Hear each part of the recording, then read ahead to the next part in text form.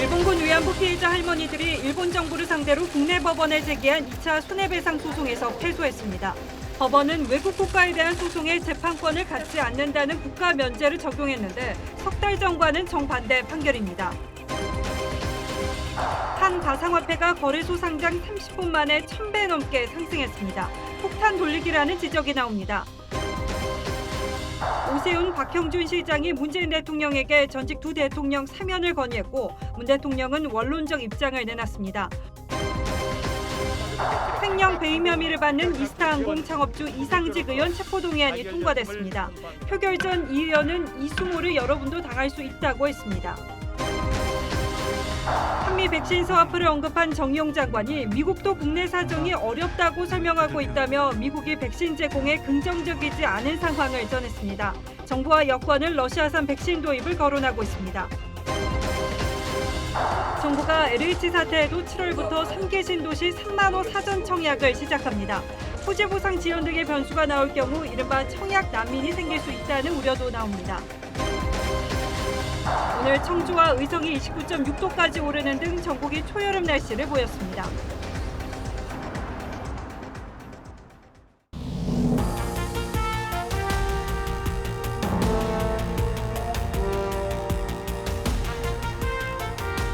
시청자 여러분 안녕하십니까? 뉴스9의 신동욱입니다. 이용수 할머니 등 위안부 할머니 4명이 일본 정부를 상대로 낸 국내 소송에서 법원이 일본 정부의 손해배상 책임을 물을 수 없다는 결정을 내렸습니다. 지난 1월 다른 위안부 할머니들이 낸 똑같은 소송에서 승소한 것과는 정반대의 결정이 나온 겁니다. 핵심은 국가 간에 이미 피해 구제에 대한 합의가 이루어진 상황에서 개별 피해자가 손해배상을 다시 청구할 수 있느냐 하는 것이었습니다. 지난 소송에서는 가능하다고 본 것이고 이번에는 그렇게 할 수 없다고 판단한 것이어서 상당한 논란이 일 것으로 보이고 외교적 파장도 불가피해 보입니다. 먼저 오늘 판결 내용부터 자세히 살펴봐 드리겠습니다. 변재영 기자가 보도합니다. 서울중앙지방법원은 고 김복동 할머니와 이용수 할머니 등 위안부 피해자와 유족들이 일본 정부를 상대로 낸 손해배상 청구 소송을 각하했습니다. 소송 요건을 갖추지 못했다고 판단한 겁니다. 재판부는 외국인 피고, 일본 정부를 상대로 그 주권적 행위에 대한 손해배상 청구를 하는 건 부적법하다고 했습니다. 대등한 국가끼리는 다른 나라 재판 관할권에서 면제된다는 국가 면제를 인정한 겁니다. 재판부는 국가 면제를 부정하게 되면 판결 선고와 그 후 강제 집행 과정에서 피고와의 외교 관계 충돌이 불가피하다고 판시했습니다. 또 2015년 한일 위안부 합의에 피해자들에 대한 일본 정부 차원의 사죄가 담겼고 화해치유재단을 통해 피해자 상당수가 현금을 지원받는 등 외교적 노력이 있었던 점도 감안했습니다. 변호인단은 항소 가능성을 시사했습니다. 국제 인권적인 그 흐름 그리고 그 개인의 인권을 보장하는 방향으로 나가는 그 흐름에 역행되는 판결을 일본 정부를 상대로 피해자 12명에게 1억 원씩 위자료를 줘야 한다는 지난 1월 판결과는 정반대의 결론이어서 법적 혼란은 불가피하다는 전망도 나옵니다. TV조선 변재영입니다.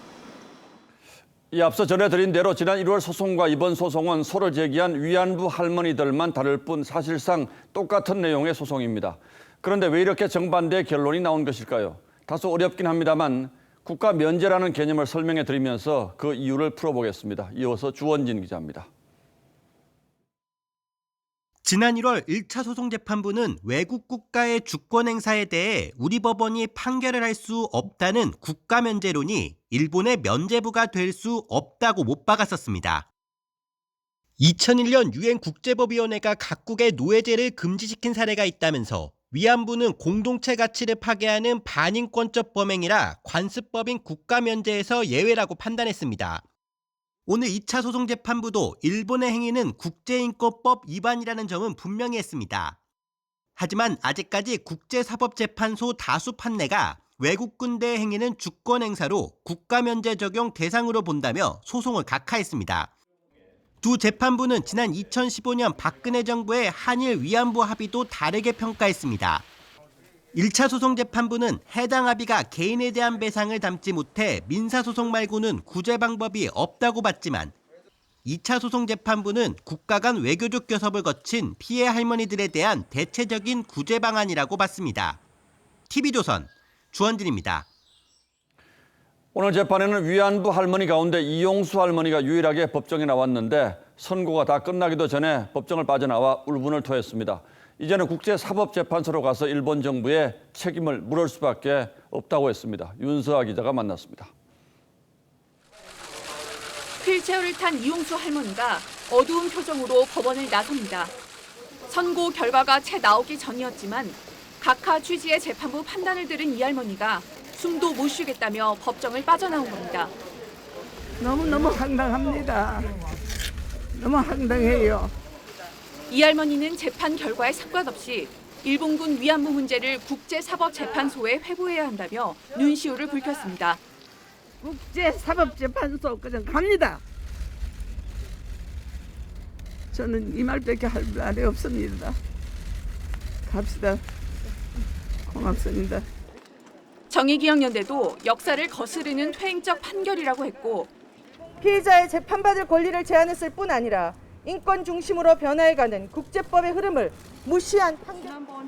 피해자 대리인단은 법원이 인권을 외면한 것이라고 비판했습니다. 1시간 판결 내내 그런 인간으로서의 존엄을 회복하기 위한 과정에 대한 이야기가 정말 한마디도 안 나왔습니다. 위안부 피해 할머니 소송을 지원 중인 시민단체 측은 할 수 있는 건 끝까지 다 할 것이라며 항소 의사를 내비쳤습니다. TV조선 윤서아입니다. 이렇게 상반된 판결이 나오면서 국내적으로뿐 아니라 외교적으로도 상당히 복잡하게 됐습니다. 이 복잡한 함수를 어떻게 풀어야 할지 변수들을 하나하나 짚어보겠습니다. 사회부 이채연 기자가 나와 있습니다. 자, 이 기자 어서 오십시오. 물론 소송은 개인의 소송입니다만 이게 사실상 국가 간의 문제여서 더 복잡한데 양국 정부의 반응이 나왔습니까? 네, 나왔습니다. 예상하신 것처럼 먼저 일본에서는 당연한 결과다 이런 반응이 나오고 있습니다. 예. 가토 가스노부 관방장관은 오늘 오후 정례 브리핑에서 주권 면제에 대해 일본 정부의 입장을 근거로 한 것이라면 적절하다고 생각한다 이렇게 말했습니다. 예. 지난 1월 판결과 결론이 180도 달라진 것을 놓고 일본 언론에서는 한국 사법부의 흔들리는 모습을 상징하는 사건이라는 비아냥도 있었습니다. 자, 그렇다면 우리 정부는요? 네. 일단 우리 외교부는 피해자들의 명예와 존엄을 회복하기 위해 정부가 할 수 있는 노력을 다하겠다 이런 원론적인 입장을 내놨는데요. 예. 일본군 위안부 피해자 배상 문제 해결에 대한 정부의 대응 논리가 겉으로는 언뜻 꼬인 것처럼 보입니다. 외교부 내에서는 시한폭탄처럼 극한으로 치닫던 한일 갈등 문제를 이제는 외교적으로 풀어야 한다 이런 기류가 형성되고 있는 게 사실입니다. 이번 판결로 감정보다는 외교적으로 해결할 수 있는 공간이 생겼다. 자, 이런 뜻이겠군요. 재판부도 그 점을 지적하긴 했어요. 네, 맞습니다. 재판부는 피고인 일본 정부에게 국가 면제를 인정해 주는 건 이미 이뤄졌던 한국과 일본 간의 외교적인 합의의 효력을 존중하고 또 있을 추가적인 외교 교섭을 원활하게 하기 위한 거지 피해 할머니들에게 불이한 결과를 강요하기 위한 건 아니라고 못 박았습니다. 현재 생존한 할머니들이 15분밖에 남지 않은 상황에서 재판부가 양국 정부의 외교적인 노력까지 촉구를 한 겁니다. 자, 이 판결들이 이제 1심 판결들인 거죠. 앞으로 재판이 쭉 남아 있는데 어떻게 될까요? 네. 일단 먼저 언급을 드려야 될 게 지난 1월 원고 승소 판결이 내려졌던 1차 소송 당사자들도 실제 배상을 받는 일이 지금 그렇습니까? 불투명해졌습니다. 왜냐하면 새 재판부가 지난달 일본 정부를 상대로 소송 비용을 강제 집행하는 게 국제법을 위반하는 결과를 초래할 수 있다 이렇게 판단을 했기 때문인데요.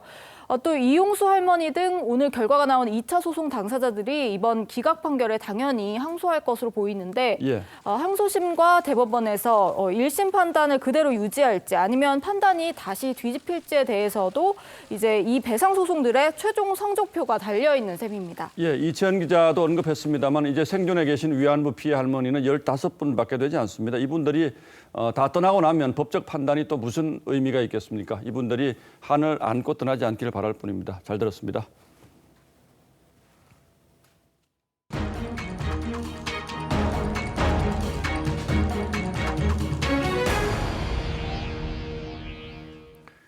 가상화폐 투기 광풍이 갈수록 심해지고 있습니다. 정부가 더 이상 두고 볼 수 없다며 규제 방침을 밝혔는데도 일부 가상화폐의 경우 상장 후 30분 만에 값이 무려 1000배가 오르는 비정상적인 상황이 벌어지고 있습니다.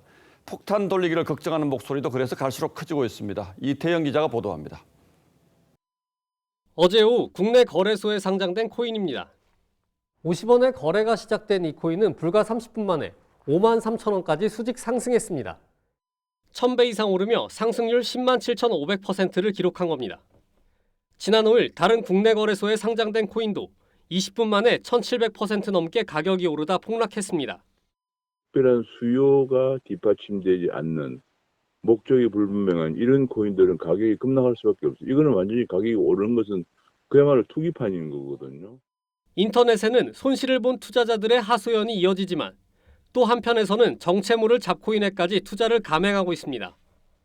비트코인 같은 경우는 이제 암호화폐에서 기축통화긴 하지만 비교적 투자하는 입장에서는 투자 길의 수익률이 비교적 알트보다 낮다는 생각에 상황이 이렇다 보니 암호화폐 전도사로 불리는 한 CEO는 반년 만에 가격이 100배 오른 특정 코인을 겨냥해 투자하지 말라고 조언했습니다. 전 세계 거래소는 367개, 거래되는 가상화폐는 9,400여 개에 달할 정도로 난립하고 있습니다. 전문가들은 대부분 가상화폐가 가격 변동성이 너무 크고 가치를 측정할 수 없어서 투자자들이 사실상 폭탄 돌리기를 하고 있다고 경고했습니다. TV조선 이태용입니다. 이러다 보니 가상화폐 투자로 일확천금을 하게 해주겠다는 인터넷 방송들이 기승을 부리고 있습니다. 투자 과정을 생중계하며 투자를 유혹하거나 추천 종목으로 큰 돈을 벌게 해주겠다는 업체들도 난립하고 있습니다. 가상화폐 투자자 절반 이상은 투자 경험이 많지 않은 20, 30대들이어서 더 큰 피해가 우려되는 상황입니다. 이어서 김지아 기자가 보도합니다. 한 유튜버가 1,000만 원을 가상화폐에 투자하더니 단 5초 만에 팔아서 수익을 챙깁니다. 빨리 팔아! 팔아봐! 몇번 팔어! 이야, 5초 만에 80만 원 벌었네. 이런 실시간 투자를 밤새 10,000명이 넘는 사람들이 시청합니다. 제가 봤을 때는 한 번 더 싸주지 않을까요? 한 6,200만 원까지. 지금은요, 단타로 먹고 빠지셔야 돼요, 여러분들. 절대 따라하지 말라는 문구가 게재돼 있지만 대부분이 따라 사면서 수익이 나면 후원금을 보내기도 합니다. SNS에서는 실시간으로 급등락을 알려주는 정보 공유방부터 인공지능 등을 이용한 투자로 큰 수익을 볼 수 있다는 광고 글이 넘쳐납니다. 20, 30대는 물론 갓 어른이 된 만 19세 그리고 70대까지 일확천금을 노리고 투자에 가담하고 있습니다. 하지만 최근 투자 종목을 알려주는 리딩방이나 정보 공유방에서 회원비를 받고 잠적하거나 다단계 방식으로 투자를 유치하는 사기 피해도 속출하고 있습니다. 경찰에 적발된 가상화폐 사기는 2018년 62건에서 매년 2배씩 늘고 있는 상황. 고수익을 올릴 수 있다라는 종류의 광고에 대해서는 각별히 주의하실 필요성이 있습니다. 자문 행위에 대해서는 뚜렷하게 규제하는 내용들이 없고요. 시세 조작이나 불공정 거래 행위를 예방할 수 있는 법적 근거도 빠르게 마련돼야 한다는 지적이 나옵니다. TV조선 김자입니다. 앞서 보신 대로 가상화폐 투자 광풍이 여러 사회 문제로까지 비화할 조짐이 보이지만 정작 가상화폐가 뭔지 정확한 실체는 여전히 불명확한 상태입니다. 때문에 투자자들부터 뭐가 불법이고 또 문제가 생겼을 때는 어떻게 보호받을 수 있을 것인지조차 모르는 경우가 대부분이죠. 그래서 오늘은 이 문제를 따져보도록 하겠습니다. 자, 윤석기 기자, 네. 가상화폐라고도 하고 암호화폐라고도 하죠. 정부가 가진 정확한 기준이 있습니까? 네, 정부의 공식 명칭은 가상자산인데요. 법정 화폐도 아니고 금융상품도 아니라고 최근 금융위원회가 말했습니다. 내재 가치가 없고 지급수단으로 제약이 많다. 투자라기보다 투기성이 높다는 게 정부 관계자들의 인식입니다. 그렇지만 내년부터는 이 가상화폐 거래로 생긴 차익을 기타 소득으로 분류해 22%의 양도세를 부과할 예정이죠. 그러니까 실체는 분명치 않지만 어쨌든 과세를 한다는 건 정부로서도 자산으로서의 그 실체를 인정한다는 뜻인데 그렇다면 반대로 이걸 보호한다든지 단속하는 기준도 있어야 하지 않겠습니까? 이 가상화폐 광풍의 부작용을 막겠다는 정부의 의지는 높아 보입니다. 10개 부처 합동으로 불법행위 특별단속에 들어갔는데요. 가상화폐 관련법인 특정금융정보법이 이 자금 세탁 방지에만 초점이 맞춰져 다양한 불법 행위 적발엔 한계가 있을 거란 목소리도 나옵니다. 그러나 결국 근본적인 지적은 이 가상화폐가 무엇인지 기준이 모호하다는 원점으로 되돌아갑니다. 현재의 상황으로는 가상화폐는 그야말로 아무것도 아닌 거예요. 그러다 보니까 투자자 보호 장치라든지 여러 가지 규제들이 들어갈 자리가 없는 거예요, 아예. 주식 투자도 그렇고 부동산 투자도 그렇고 원래 투자는 위험이 따르는 거 아닙니까? 물론 그렇습니다. 하지만 이 거래 규모가 주식시장을 넘어서기까지 했는데 투자자 보호는 상대적으로 미흡하다는 지적이 큰 거죠. 예. 가상화폐는 보시다시피 이 심사나 공시 등이 거래소 자율인 곳이 많고 또 상한가, 하한가도 없습니다. 최근 한 가상화폐가 30분 만에 1000배가 뛴 것도 이 때문인데 반대로 말해 엄청난 폭락을 막을 방법도 없다는 얘기죠. 그래서 일단 거래소 정비하는 방안을 추진한다는 거죠? 그렇습니다. 오는 9월 말부터 가상화폐 거래소들은 은행과 실명인증 계좌 제휴를 맺어야지만 거래가 가능합니다. 투자자 보호가 두터워질 거란 기대도 크지만 앞서 언급한 지적이 여기서도 도돌이표처럼 제기됩니다. 거래소는 정비가 되지만 투자자 보호에는 미흡할 것으로 생각이 됩니다. 규제를 해야 되는데 금융자산으로 인정을 하고 있지 않다 보니까 말도 안 되는 이런 코인들의 광풍을 가상화폐를 실제로 거래 수단으로 인정하는 곳이 늘어나고 있기 때문에 이제는 그 실체를 부정할 수는 없겠습니다만 최근에 투기 광풍은 분명히 비정상적인 거라는 인식도 분명히 하고 있어야겠죠. 그렇습니다. 예, 윤슬기 기자 잘 들었습니다.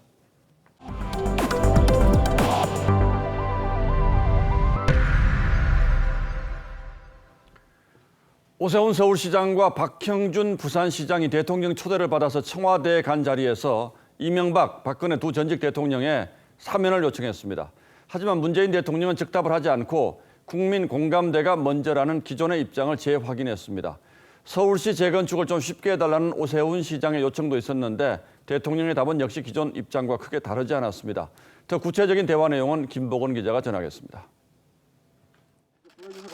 문재인 대통령이 야당 인사들만 따로 초청한 건 이번이 처음으로 1시간 20분가량 오찬을 겸해 진행됐습니다. 그때는 또 차이가 더 크지만 정치하고 행동을 다른 것 같아요. 오세훈, 박형준 시장이 이명박, 박근혜 전 대통령의 사면을 요청하자 문 대통령은 국민 공감대와 국민 통합을 함께 고려할 수밖에 없다며 신년 기자회견 때와 같은 입장을 보였습니다. 재건축 규제를 완화해달라는 오 시장의 요구에도 절박한 재건축을 필요로 하는 현장, 여의도 시범 아파트를 특정해서 꼭 한번 직접 방문을 해주셨으면 좋겠다. 문 대통령은 부동산 이익을 위해 멀쩡한 아파트를 재건축하려고 할 수 있다며 사실상 거부했습니다. 문 대통령은 2032년 서울 평양올림픽 공동개최가 어려워졌으니 우리가 먼저 유치한 뒤 공동개최를 추진하자는 오 시장의 질문에 북한이 도쿄올림픽에 참가하면 모멘텀이 생길 수 있다며 포기는 이르다고 했습니다. 문 대통령은 어제 저녁엔 박영선, 김영춘 후보를 불러 와인을 곁들인 위로 만찬을 가졌다고 청와대는 밝혔습니다. TV조선 김보건입니다. 횡령, 배임 혐의로 수사를 받다가 민주당을 탈당한 이스타항공 창업주 이상직 의원에 대한 체포동의안이 오늘 국회를 통과했습니다. 이 의원은 여러분도 이런 수모를 당할 수 있다며 도와달라고 호소했지만 압도적인 표 차이로 체포하는 가결되었습니다. 이상직 의원은 문재인 대통령과도 가까운 사이로 알려졌는데 오늘 표결에서 보인 민주당의 반응은 싸늘했습니다. 조정민 기자가 취재했습니다. 체포동의안 표결을 앞둔 이상직 의원은 검찰이 잘못된 수사 관행과 악습으로 자신을 구속하려 한다고 주장했지만 이 참을 수 없는 지옥과 수모를 동료 의원 여러분 또한 언제라도 당할 수 있다는 사실을 잊지 마십시오. 체포동의안은 압도적인 표차로 가결됐습니다. 가 206표, 부 38표, 기권 11표로서 가결되었음을 선포합니다. 체포동의안 가결은 역대 15번째이자 21대 국회에선 민주당 정정순 의원에 이어 두 번째입니다. 민주당 소속이던 이 의원은 550억 원대 횡령과 배임 의혹이 불거지자 지난해 9월 탈당했습니다. 검찰은 이동 가운데 일부가 딸의 고급 외제차 리스 비용 등으로 사용된 것으로 보고 있습니다. 이 의원은 앞서 동료 의원들에게 보낸 친서에서 딸에게 고급차를 리스해 준 건 교통사고를 당한 적 있는 딸의 안전을 고려한 것이라고 해명해 논란을 자초했습니다. 근데 회사의 돈으로 이제 따님의 포르쉐를 안전을 위해서 사줬다 이렇게 업무용 리스 차량이었습니다. 보도를 똑바로 해주세요. 이스타 노조 관계자는 이 의원이 지난 16일 재판에 출석하면서 자신의 변호사에게 나는 불사조라며 어떻게 살아나는지 보여주겠다고 말했다며 반성의 기미가 없다고 했습니다. TV조선 조정린입니다. 재보궐선거 끝난 지 2주가 지났지만 엇갈린 20대 남녀의 표심을 두고 정치권의 공방은 식을 줄 모르고 있습니다. 여당의 여성 우대 정책에 불만을 품은 20대 남성들이 이번 선거에서 대거 야당 지지로 돌아섰다는 이준석 전 최고위원의 주장에 대해서 진중권 전 교수가 강하게 비판하면서 논란이 가열되고 있습니다. 다가오는 대선에서 또다시 20, 30대 젊은 층의 표심을 두고 경쟁해야 하는 여야 정치권은 이 논쟁을 매우 예민하게 주목하고 있습니다. 이태희 기자입니다. 국민의힘 이준석 전 최고위원은 이번 선거에서 20대 남성의 압도적 지지를 받은 건 민주당이 여성주의 운동에만 올인했기 때문이라고 분석했습니다. 뭐 다른 요인들도 있겠지만은 그 젠더 갈등이나 성평등의 이슈를 제외하고 그 격차를 논의하기는 어렵지 않을까. 이에 진중권 전 교수가 질 나쁜 포퓰리즘이라고 댓글을 단 뒤 공방이 시작돼 성평등 의식이 달라서 그렇다. 곤두박질 치게 해주겠다는 반박, 재반박이 오갔습니다. 구제불능이라는 거죠. 이쪽은 약속을 해놓고 안 지키는 게 문제라면은 그러면 20대 여성들이 딱 볼 때 이 당은 아니구나. 이후에도 이 전 최고위원이 여성 우대 정책에 따른 남성 역차별 문제를 계속해서 지적하자 진 전 교수는 왜 이대녀 표심을 얻지 못했는지 고민해야 한다고 한 태영호 의원만 제정신이라고 맹비난했습니다. 이 같은 공방은 이대녀의 표심을 제대로 읽지 못하면 내년 대선에서도 불리한 상황에 놓일 수 있다는 판단 때문이란 분석입니다. 국민의힘 윤희숙 의원은 무엇이 바람직한 양성평등인지 사회적 논의가 필요한 시점이라고 했습니다. TV조선 이태희입니다. 계속해서 코로나 백신 수급 진행 상황 짚어보겠습니다. 정의용 외교장관이 하루 전 한국과 미국이 백신을 빌려 쓰고 되갚는 스와프를 협의 중이라는 사실을 언급했죠. 오늘은 미국이 백신 제공에 긍정적이지 않은 상황을 전했습니다. 미국도 국내 사정이 어렵다는 입장을 설명하고 있다는 건데 그럼 바이든 대통령을 움직일 만한 카드가 무엇일지 권은영 기자가 전하겠습니다. 전날 정의용 장관에 이어 김부겸 총리 후보자도 백신 확보에 잘못이 있었다는 걸 인정했습니다. 백신 확보를 둘러싸고 일어난 여러 가지 잘못된 어떤 그런 부분에 대해서 분명히 정부 입장을 분명히 밝히겠습니다. 어제 미국과 백신 스와프 추진 사실을 공개했던 정의용 장관은 하루 만에 협의가 쉽지 않다는 걸 인정했습니다.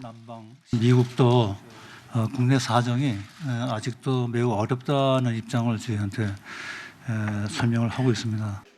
한국이 지난해 진단키트와 마스크를 지원한 것을 거론하며 미국을 설득하고 있다고 덧붙였습니다. 스가 일본 총리가 미국의 대중 압박에 동참하면서 화이자 백신 1억 회분을 확보한 것 아니냐는 지적에는 외교적 분야와 백신 협력은 별개라고 선을 그었습니다. 다만 백신의 대가를 반도체나 배터리 등으로 대체하는 방식에 대해선 도움이 될 수 있다고 했습니다. 여론 형성에는 상당한 도움이 되지 않을까요? 반도체, 배터리 이런 걸 다 포함해서요? 그렇습니다. 네. 정 장관이 토론회에서 북한의 GP 총격 도발에 대해 굉장히 절제된 사소한 군사 합의 위반이라고 한 게 논란이 되자 외교부는 방금 전 용어가 부적절했다고 해명했습니다. TV조선 권은영입니다.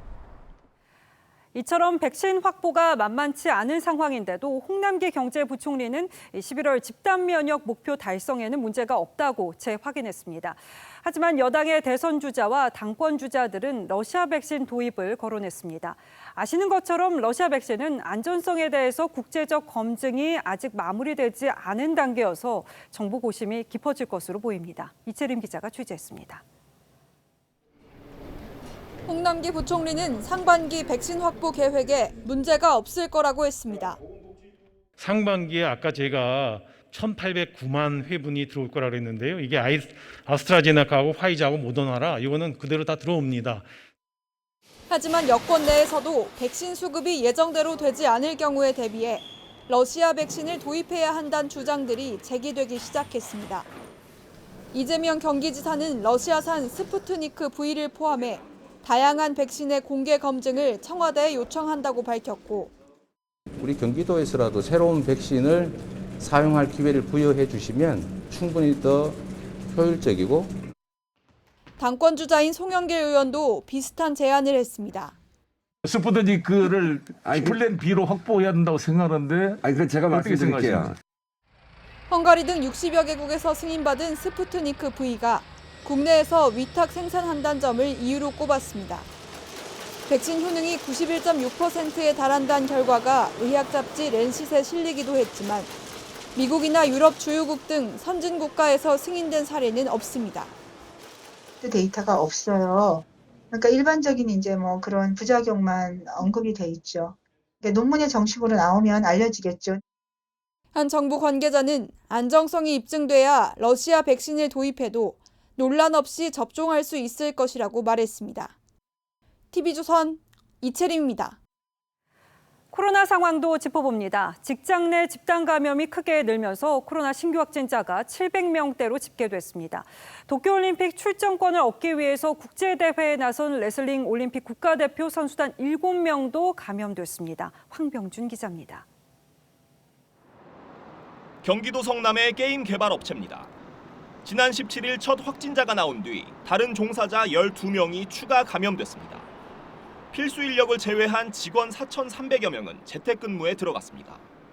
긴급으로 이번 주는 무조건 검사하고요. 그 후반에 이제 또 판단할 것 같습니다. 서울 구로구의 한 직장에서도 지난 14일 첫 확진자가 나온 뒤 같은 건물 이용자 등으로 확산하면서 36명이 누적 확진됐습니다. 콜센터 형태로 운영하고 있었습니다. 창문이 작아 충분한 환기가 되지 않았습니다. 경기도 군포 보험회사 콜센터에서도 현재까지 12명의 확진자가 나왔습니다. 직장을 중심으로 전국 곳곳에서 집단 감염이 잇따르면서 신규 확진자는 일주일 만에 700명을 넘었습니다. 감염 경로를 알 수 없는 환자 비율도 27.4%를 기록했습니다. 정부는 거리두기 격상 대신 접근성을 높여 진단검사를 확대하는 방안을 마련하고 있습니다. 국민들께서 일상생활을 할 수 있도록 방역적인 조치들을 통해서 억제를 해나가고 있는 그런 어떤 방역적 전략적 특성을 가지고 있다. 도쿄올림픽 출전권을 얻기 위해 카자흐스탄에 파견된 레슬링 국가대표 선수단 7명도 확진돼 격리됐습니다. TV조선 황병준입니다. 그런가 하면 새학기가 시작된 지 2달이 채 되지 않았는데 학생과 교직원 감염자가 2,000명을 넘었습니다. 등교 수업을 우려하지 않을 수 없는데요. 이 서울 지역 학교와 학원부터 진단검사에 들어갑니다. 최원영 기자입니다. 서울 노원구의 한 고등학교, 남양주의 한 축구클럽에 소속된 이 학교 학생 10명이 확진됐습니다. 전교생들이 진단검사를 받았고 수업은 2주간 원격으로 전환됐습니다.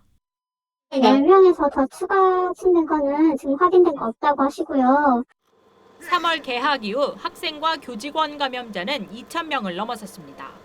등교 수업이 축소되자 교육당국은 각급 학교와 학원을 찾아가 희망자를 대상으로 선제 진단검사를 하기로 했습니다.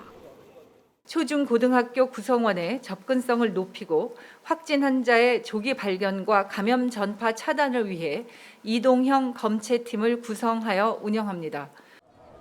이동순회 검사는 다음 달 서울 지역부터 시작되는데 확진자가 나온 학교 반경 1km 이내 학교에 간호사와 임상병리사 등 3인 1조의 검체팀이 우선적으로 찾아가 검사합니다. 다만 교육당국은 서울시가 추진하는 자가검사 키트 도입엔 정확도가 떨어진다며 난색을 표했습니다. 실제는 음성인데 양성으로 판정하면 지금은 바로 전체가 원격 수업에 들어가야 됩니다. 교육부는 여러 학교를 출입하는 외부 강사의 검사도 지원하고 학원과 대학의 방역도 점검하기로 했습니다. TV조선 최현영입니다. 오늘 전국이 초여름 날씨를 보였습니다. 이 청주와 의성 등 일부 지역은 낮 기온이 30도 가까이 치솟기도 했는데 그렇다고 마냥 반팔 차림으로 집을 나설 수도 없었죠. 일교차가 20도 정도 벌어졌기 때문인데 내일도 오늘 같은 날씨가 이어지겠습니다. 오선열 기자입니다.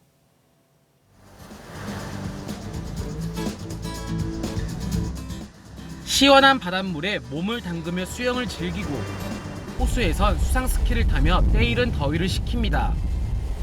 제가 얇은 것을 입고 들어가도 추운 게 느껴지지 않을 정도로 굉장히 따뜻한 것 같습니다. 도심에선 뜨거운 열기에 도로에 아지랑이가 피어오릅니다. 시민들은 반소매를 입고 양산도 꺼내들었습니다. 방역복을 입은 방역 요원들은 냉방조끼에 의지하며 더위를 버팁니다. 갑자기 더워지니까 다 젖어 있고 이제 그 냉방조끼 안에 저희가 이제 그 아이스백을 6개 내지 뭐 최소 4개 내지 이렇게 넣고 하거든요. 오늘 낮 최고 기온은 충북 청주와 경북 의성 등이 29.6도, 서울과 대구 28도 등 올 들어 기온이 가장 더운 날씨를 보였습니다.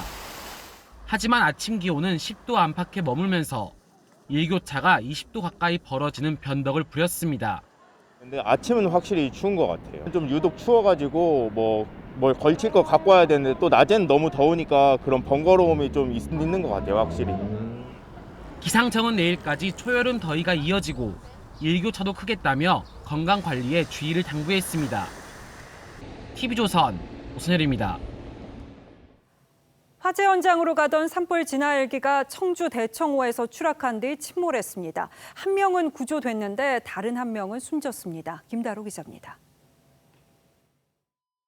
대청호에 구조정이 떠 있고 주위엔 기름띠가 번져 있습니다. 수심 10여 미터 아래에서 침몰한 헬기 동체가 포착됩니다. 오늘 낮 3시쯤 산불 진화 헬기가 대청호로 추락했습니다. 그냥 쑥 들어왔어요, 물 안으로. 위에서부터 추락하는 것처럼 웅소리 같은 게 났으니까. 사고가 난 헬기는 충청북도가 임차한 산불 진화 헬기로 당시 저온 창고 화재 현장으로 이동하던 길이었습니다. 헬기는 화재 진화를 위해 이곳 대청호에서 물을 뜨다 추락한 것으로 추정됩니다. 기장 64살 A씨는 구명조끼를 착용한 상태로 사고 10분여 만에 구조됐습니다. 40여 분 만에 물속에서 심정지 상태로 발견된 부기장 53살 B씨는 끝내 숨졌습니다. 숨진 B씨는 구명조끼를 착용하지 않은 것으로 확인됐습니다.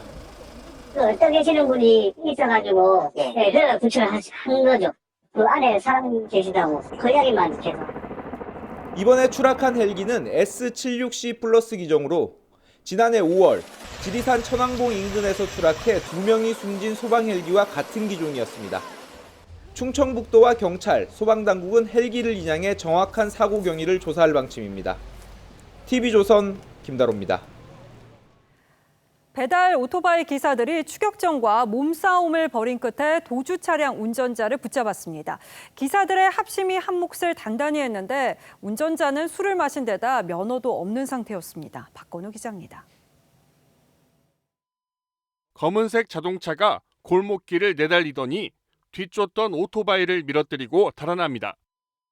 다른 오토바이에 길이 막히자 차에 탄 사람들과 오토바이 운전자가 몸싸움을 벌입니다. 그 사람이 반항하니까 이 사람들 붙잡으려고 도망가려고 그러고 어젯밤 10시쯤 광주 시내에서 투르크메니스탄 국적의 재외동포 30살 A씨가 주차 차량 3대를 받고 달아났습니다. 사고를 목격한 배달 대행 업체 직원은 오토바이로 200m가량을 추격했습니다. 다른 배달 직원 2명은 오토바이로 길목을 차단했습니다. 붙잡힌 A씨는 배달업체 직원에게 주먹질을 하며 저항했습니다. 저희 기사를 막 겁나 때리는 거예요. 그래갖고 우리 기사들이 이렇게 막 붙잡고 막고 그랬죠. 외국 애들이 겁나 힘이 세갖고. 출동한 경찰이 A씨 일행을 현행범으로 붙잡았고 조사 결과 A씨는 무면허로 음주운전을 한 것으로 드러났습니다. 술을 취해 있어요. 아니요. 여기 와서 술을 깼는데 말이 안 통한다게요? 용감한 배달업체 기사들의 활약으로 2차 교통사고를 막을 수 있었습니다. TV조선 박건우입니다. 다음 뉴스입니다. LH 직원들의 투기 파문 여파로 공공개발에 대한 신뢰가 땅에 떨어졌는데도 정부는 예정대로 3기 신도시 사전 청약을 진행하기로 했습니다. 주택 공급에 속도를 내겠다는 기존 방침 그대로 밀어붙이겠다는 것이지만 아직 토지 수용도 제대로 이루어지지 않은 곳이 많아서 사전 당첨자들이 자칫하면 이른바 청약 난민 신세가 될 수 있다는 우려도 있습니다. 지선호 기자입니다. 아파트 공사가 한창인 경기도 하남시 가밀지구. 지난 2010년에 사전 청약을 받았지만 2019년에야 본 청약이 진행됐습니다. 전북동하고 같이 하기로 했었는데 전북동이 합류를 못하면서 아마 늦어졌던 걸로 알고 있습니다. LH 투기 사태로 토지 수용과 보상에 제동이 걸리면서 3기 신도시 역시 사업 지연 우려에 휩싸이고 있습니다. 하지만 정부는 예정대로 사전 청약을 받는다고 발표했습니다. 올해 7월부터 12월까지 4번에 걸쳐 3만 200가구를 사전 청약 분양하는데 신혼희망타운의 전체 물량의 절반 가까운 14,000가구가 배정됐습니다. 사전 청약 시에는 단지 위치, 설계도면, 공급 면적, 추정 분양가 등 대략적인 정보만 공개됩니다. 최근 과열되고 있는 매매 수요를 상당 부분 해소할 수 있을 것으로 예상합니다. 문제는 LH에 대한 불신 속에 토지 수용이 더디다는 점. 정부는 사전 청약 전에 토지 보상을 대부분 마치겠다고 했지만 현재 보상이 끝났다고 정부가 밝힌 곳은 50에서 60% 수준에 불과합니다. 인기 지역인 과천동, 노량진 군부대 등도 협의 지연으로 이번 사전 청약 대상에서 빠졌습니다. 청약 일정이 늦어지게 되면 입주 시기가 지연될 수밖에 없고 전세난이 가중될 뿐더러 매수 심리가 다시 자극될 우려가 있습니다. 지역 우선 배정 물량이 50%로 많아 집값 급등 진원지인 서울의 수요를 끌어들이는 데도 한계가 있다는 지적입니다. TV조선 지선호입니다. 이런 가운데 서울시가 대규모 재건축 재개발 사업 지역인 압구정동과 여의도, 목동, 성수동 등 4곳을 토지거래 허가구역으로 지정했습니다. 오세훈 시장 취임 뒤 재건축 기대감에 집값이 급등한 지역들이죠. 주택 공급은 늘리면서도 동시에 투기와 집값 급등을 막아야 하는 오세훈 시장의 고민이 적지 않을 듯합니다. 신유만 기자가 취재했습니다. 최근 재건축 기대감에 아파트 값이 급등한 서울 압구정동입니다. 이달 초 전용 면적 245제곱미터 아파트가 80억 원에 거래되며 신고가를 기록했습니다. 서울시는 최근 과열 조짐을 보이는 압구정동과 여의도, 목동, 성수동 등을 토지거래 허가구역으로 묶었습니다. 대규모 재건축, 재개발이 예정돼 있어 투기 수요 유입과 거래 가격 상승이 우려되는 곳들입니다. 토지거래 허가구역으로 지정되면 집이나 땅을 사고 팔 때 지자체의 사전 허가를 받아야 합니다. 서울시는 이번 규제 카드가 주택 공급 확대를 뒷받침하기 위한 정책이라고 설명했습니다. 과열된 시장은 진정시키면서 주택 공급에 필요한 절차는 밟아가겠다는 겁니다. 한쪽으로는 규제하거나 또 한쪽으로는 가격이 오르면 규제한다는 것을 보여주는 거 아닌가 하는 생각이 들어요. 오늘 여의도의 부동산 중개업소에는 구역 지정 효과가 발효되는 오는 27일 이전 매수할 수 있는 매물을 찾는 수십 통의 문의 전화가 이어졌습니다. 서울시는 집값 상승 풍선 효과가 발생할 경우 토지거래 허가구역 추가 지정을 검토하겠다고 밝혔습니다. TV조선 신유만입니다. 어제도 자세히 전해드린 바 있습니다만 보궐선거에 참패한 뒤 정부 여당이 그동안 고수해온 정책 방향에 적지 않은 변화가 감지되고 있습니다.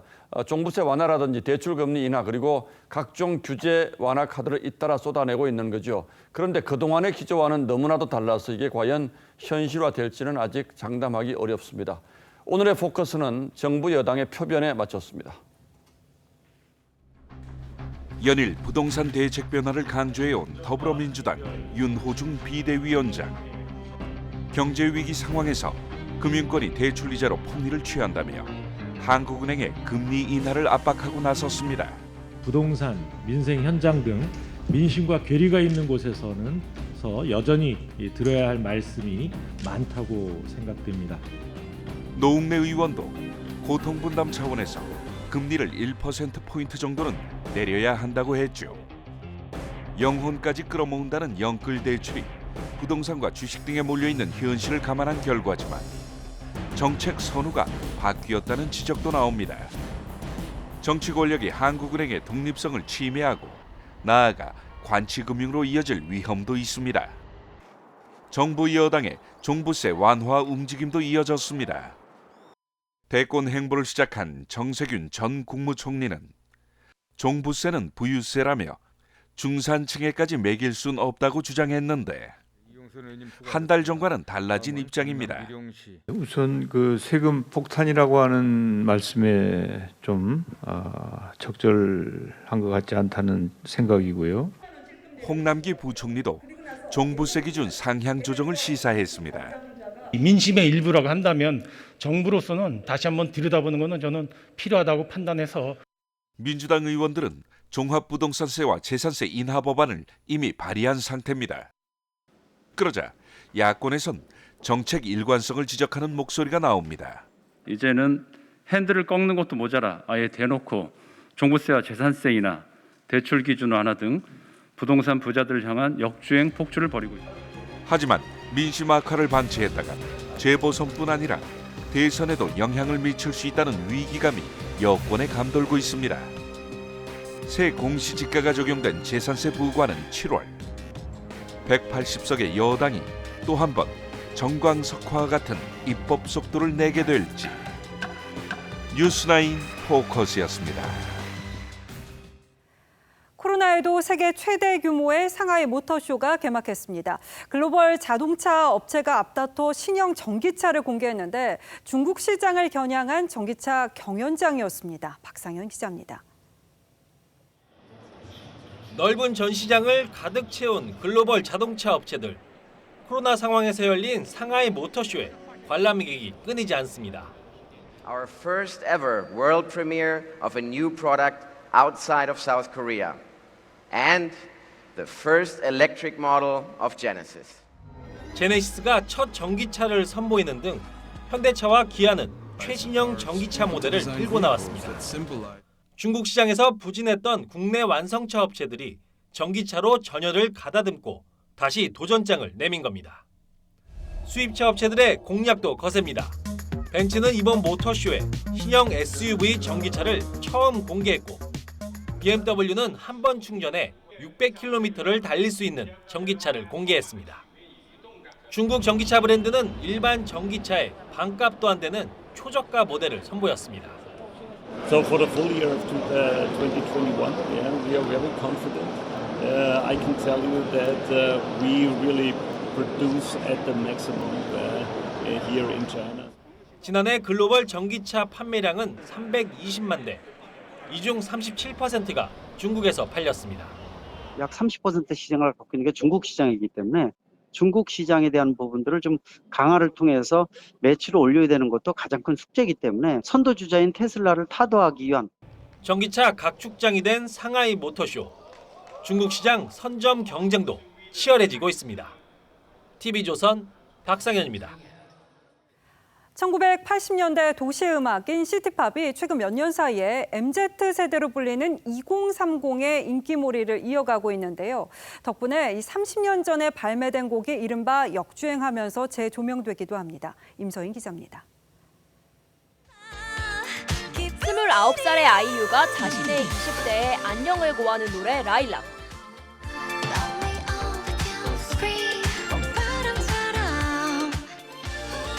펑키한 리듬과 신시사이저의 전자음이 특징인데 시티팝의 영감을 받은 곡으로 알려졌습니다. 시티팝은 1980년대 고도성장기에 유행한 세련된 도시 분위기의 음악 스타일인데 4, 5년 전부터 젊은이들을 중심으로 소비되면서 MZ세대의 음악 트렌드로 떠올랐습니다. 적당한 리듬과 좀 근사한 멜로디로 되어 있는 시티팝이라는 용어는 최근 들어서 유행이 되면서 좀 다시 부각된 새롭게 정립된 언어라고. 1979년 발매된 마츠바라 미키의 데뷔곡이 세계 최대 음악 플랫폼 스포티파이의 바이럴 차트에 41년 만에 올랐고 코리안 시티팝의 대표주자로 떠오른 김현철의 데뷔곡 오랜만에도 31년 만에 재발매됐습니다. 역주행곡 롤린으로 인기몰이 중인 브레이브걸스는 작년 발표한 운전만해가 시티팝 스타일로 재조명받자 최근 안무 영상을 추가 공개했습니다. 1년여 만에 신곡을 낸 밴드 소란도 시티팝 사운드로 돌아왔습니다. 너무 정적이거나 끈적이거나 진지하지 않고 가볍게 젊은 세대에게 공감을 할 수 있는 요소가 많기 때문에 인기 유행은 계속될 거라고 생각합니다. 그때 그 시절의 감성이 젊은 세대들에 의해 새롭게 해석되고 있습니다. TV조선 임서인입니다.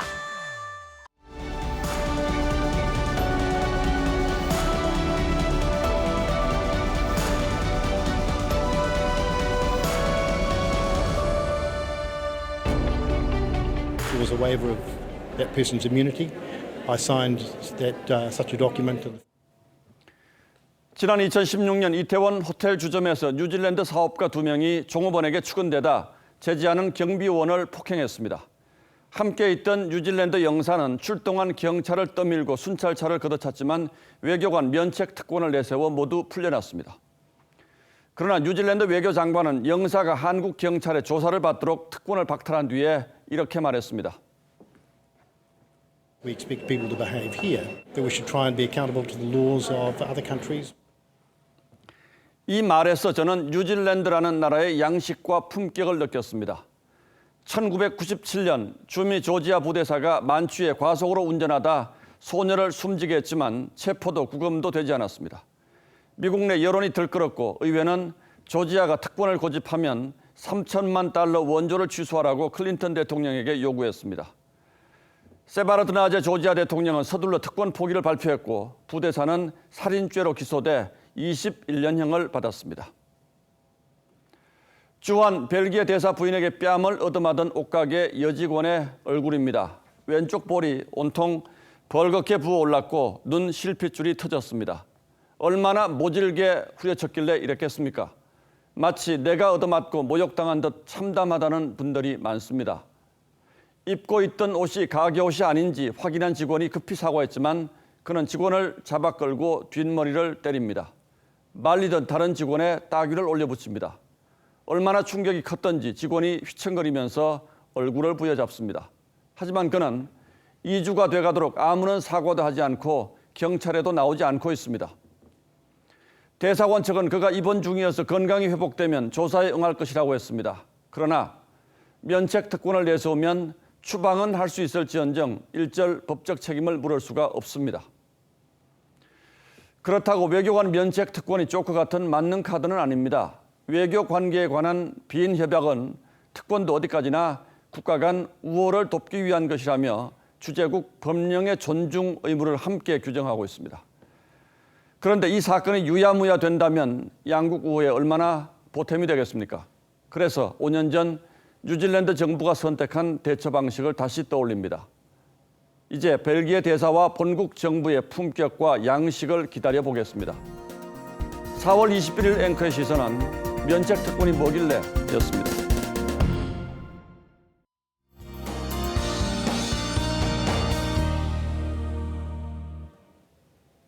오늘 많은 지역이 30도 가까이 오르면서 올 들어 가장 더운 날이었습니다.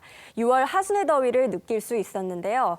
내일은 구름이 많아지면서 기온이 살짝 낮아지겠지만 여전히 덥겠습니다. 서울은 27도까지 오르면서 보통 이맘때보다 8도나 더 높겠습니다. 다른 대부분 지역도 기온이 크게 올라 덥겠습니다. 대전이 28도, 전주와 대구는 27도를 보이겠습니다. 또 건조한 날씨에 곳곳에 화재 소식이 들려오고 있습니다. 특히 요즘처럼 기온이 높을수록 산불이 쉽게 번진다고 하는데요. 화재 사고에 유의하셔야겠습니다. 내일 미세먼지 농도는 중서부 지역을 중심으로 나쁨 단계를 보이겠습니다. 금요일에는 호남과 제주 지역에 비 소식이 있고요. 그 밖에 대부분 지역은 건조한 날씨가 이어지겠습니다. 날씨였습니다. 4월 21일 수요일 뉴스9는 여기서 모두 마치겠습니다. 시청해주신 여러분 고맙습니다.